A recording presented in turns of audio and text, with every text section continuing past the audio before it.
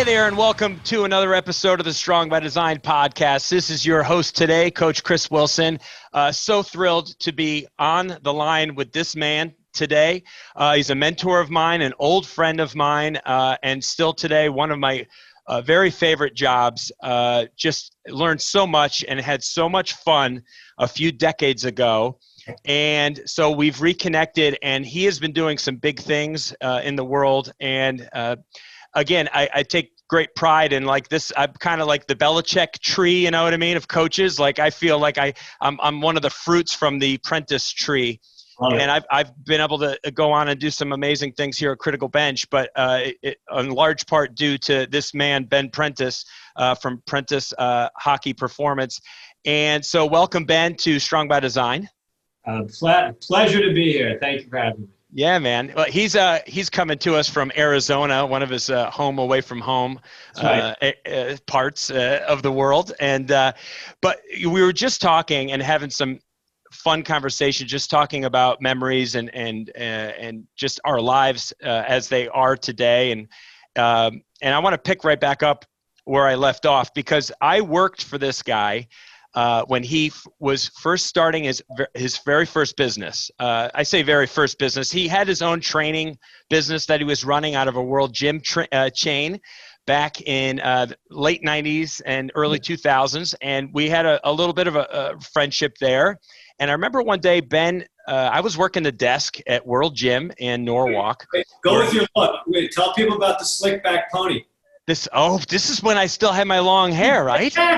I had my that's right, dude. I forget. So my last year or two in college, I grew my hair out. So I had some long hair, man. I used to wear that thing back. I was rocking the earrings. Remember, right? I was quite the catch, I think. And probably not, but in my own mind I was. But anyway, Ben and I, we always got along well, had some fun conversation. And Ben would talk about, one of these days soon, I'm going to open up my own place. Is that something you'd be interested in, being part of? And I was interested right out of the gate because it sounded really interesting. And I knew Ben really knew his stuff, and he had a great following, had a great reputation. And I was part of it. And I remember picking stuff out and going to the building back before. Pulling the mats out. Yeah, dude. I mean, just all of it. People nowadays have no clue. Like, this is 1999. We opened a gym in 2000, but we were set in 1999. And at that time, there wasn't a personal if you remember, people would walk in and go, "What is this?" We'd say, "It's a personal training gym." They go, "What does that mean?" I go, "You have to have an appointment you'll never make it. That's not going to last." They're like, Ben, will you move in a little? There you go. Yeah, we'll hear you better. There you go. This was a new concept. People did not understand what's a personal training gym or studio. Like, I just want to work out by myself. No, you can't do that.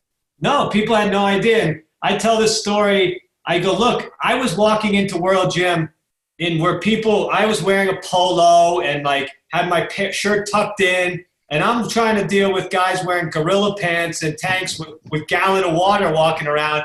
I carry a Swiss ball into World Gym, and people were like, what is this thing?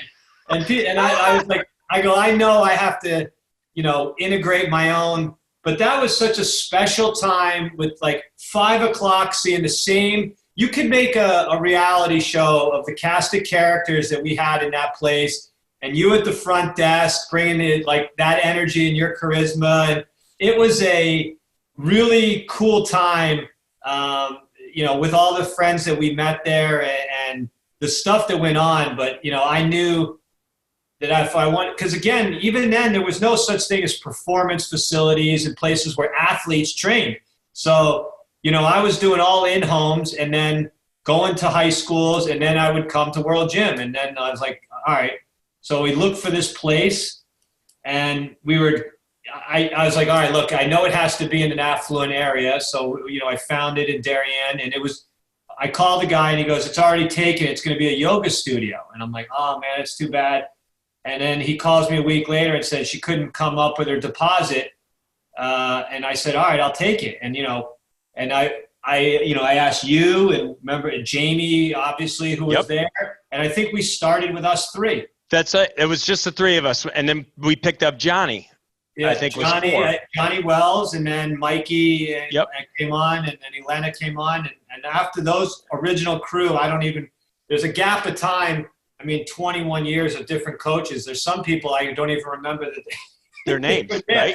But that was the original crew that laid down the rubber and the equipment. And what's funny is, I had no idea what it was going to be and what was going to happen and what it was going to turn into. And,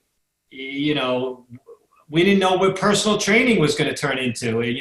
We were just doing what we saw at World Gym. Like, nobody's writing anything down or keeping logs or anything. I mean, it's so different now. And it's a fun time to look back on. And, now I'm so much removed from kind of the coaches that I hire, where back then we would go to the movies together. We went to dinner together. You and I used to have our cheat day together. We go to Burger King and spend $20 each, remember? And we go back and watch a movie or two on our cheat. I still tell people the story. I go, we'll tell the story about Scotty, but we'll get to that. Yeah, we got to do that I one. go, my old coach, Scotty, this poor guy, he would weigh 200 on Friday and 220 on Monday.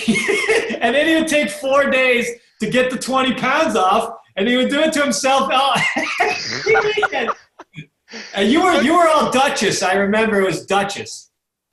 I was Duchess. That's right. They don't have those down here, dude. Yeah, no, I would do that's Duchess what you all day. Yeah. And I was like, Chris, why don't you just, if you want to get a little bit leaner, maybe you don't eat the 5,000 calories on Saturday and Sunday. But yeah. You had a way of getting away with it a little bit, but I think you were good where you do one meal. I did like a cheat weekend. Yeah, exactly. And it was not boding well for me. I would be like, well, it's like I'll just kind of let it ride through the weekend, have some beers, the whole thing, and I'd be all puffy and out of shape on Monday, and then feeling good by Friday, and it was a cycle. Do it again. But honestly, dude, and I talked with Mike Wall just the other day, and we went down memory lane too. All the fun times we lived together basically. I mean, we were together 6 days a week, and even on Sundays sometimes we'd get together. So it was like we were never apart. We were at the place for 12 to 15 hours at a pop, and we were figuring it out. It's different now. You see, we were figuring it out because we didn't know what it was. It was and then I don't know if and then once we started getting rolling, boom, 9/11 hit us. And for people around the country, that wasn't a thing as much as we had many people in the building, and we had people that passed in the building, lost lives. So it was very close to us, and to go through that. And then, and then I was there for 16 years. And then, finally, we're just like busting out of the seams where we gotta get a bigger place if we're gonna. Yeah, I want to go. That's why. Okay, hold that thought. Yeah. Let's first let the world know where Scotty came from your memory, because it's a great story, and Dick Jader will go down in history as one of my favorites. Yeah. So there's a couple of, I don't know how provocative we can get on here with language. If it's really bad, I'll dump it. Okay. But so again, as you said, we had some characters there, and we had a good time. And there was this guy, Dick, I only remembered his first name. I'm glad you remembered Dick Jader, who came to us. Again, most people wouldn't. So he had multiple strokes, and I think when he came to us, he was probably in his 80s, or if not late 70s. Close, yeah. And we, of course, with your personality, and you did a great job with him, and so he had a pump, a rectile pump, penis pump. Yeah. And that was unique into itself, that later on we would kind of have to help him go to the bathroom.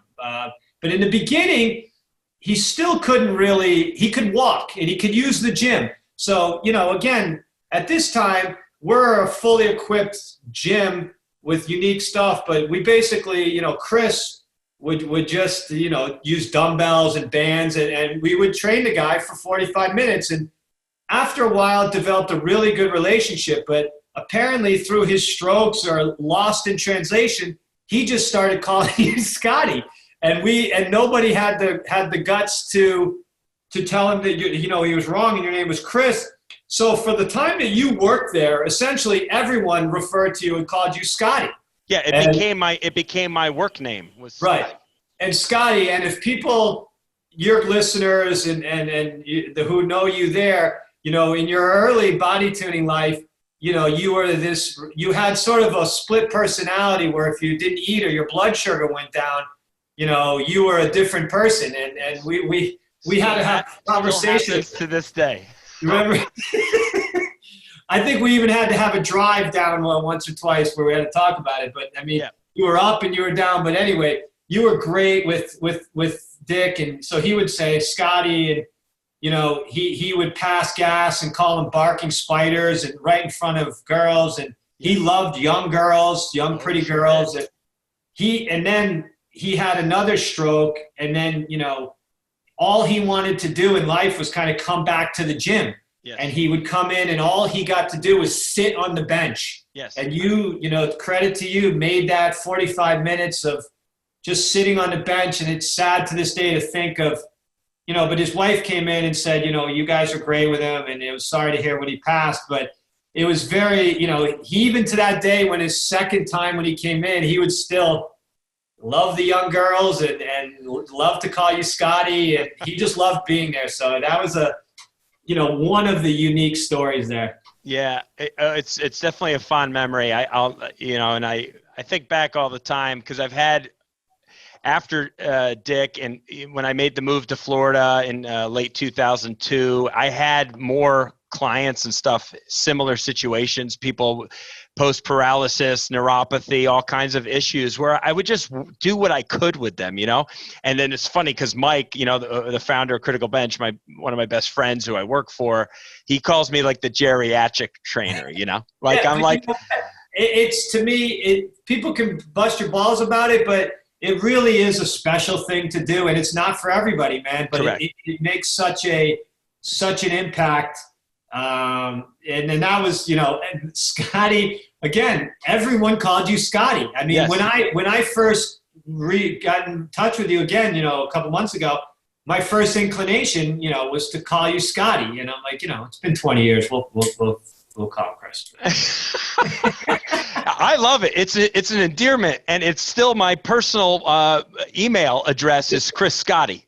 I love it. So it's never far from me at this point, and so it's just going to stick for the rest of my life. No joke. We had like the first prowler, Louis Simmons, obviously, but after Louis Simmons, we pretty much had the first. We had a prowler in 2001. Right. And we were doing strongman stuff when people sled pulls and things like that we've been doing it for people that had no idea what it was, pushing cars and carries and all of those things. We were doing that where now, obviously it's everyone sees it and does it, but we were kind of doing that a long, long time ago. And we've been able to still do it and do it sort of with more science and keeping track and data. So it's not just about guessing people are progressing where we know, but I'm sure we can get to that. But yeah, so those things that we've done, we still today integrate them. Yeah, I mean, I remember doing all the different testing and the science that was coming at me. I felt like just utterly overwhelmed and kind of dumb when it came to some of that stuff. But we were also exposed to so much so quickly, but that was what's so good about your lead was that you were trying to open us up to all there was out there and learn a lot of learning. And we would attend. You would encourage going to conferences and attending things, and we were. Yeah, remember, I took you to New York City to Charles. It was the first. So it's now it's called El Dua, which is famous in sports world for myofascial stretching, and they do all certifications. Remember, there was a stick figure pamphlet that they gave us, and it was the most unorganized thing, but it was the first time in North America that Guy Voyer was the teacher, brought in that stretching, and we were the first to kind of integrate that stretching as well. But, dude, I was so in pain. We did 8 hours of stretching. Right. It's ridiculous. Yeah. Exactly. But who else did that then? Nobody. We were the only ones that were integrating that.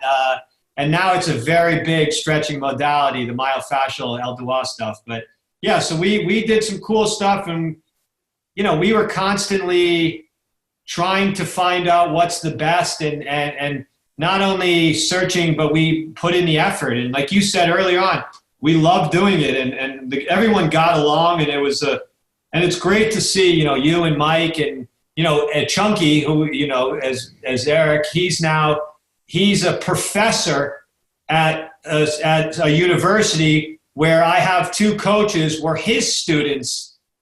So my lead trainer became a professor at a university teaching kinesiology, and now my lead trainer and another one were students of his. It's unbelievable. And then what Mike Wall's doing up in Newfoundland. Yeah, no, it's a cool and what treat. he's done. I mean, it's really pretty impressive when you look at the influence. But I think it all stems too from that a passion and a real interest in servicing and helping others. I mean, we all had to.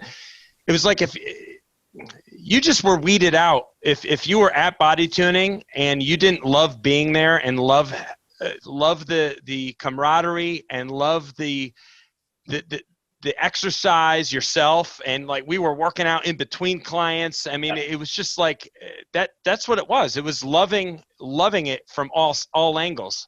And today it hasn't changed. I mean, I'm now 21 years in, and I'm still exactly the same. I train just as much as I did then.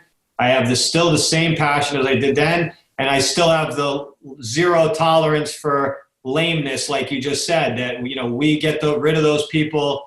If you don't love what you're doing, and if you don't realize it's a privilege to over deliver, that's kind of what we want to do. And then you're out, and we're going to get the next person that wants to love to be there. And again, it's hard for people to listen now because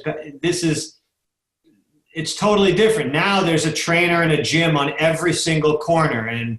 But back then, there wasn't all these voices, and there wasn't all of these influences, and there wasn't that many people to select. I mean, back then, it was hard for us to hire trainers. I mean, the only reason we got McCollin, we got a guy from Scotland, we brought him over because there was no good trainers in the U.S. to get. And I remember, I think he came, didn't he? Wasn't he coming? I think you just missed him.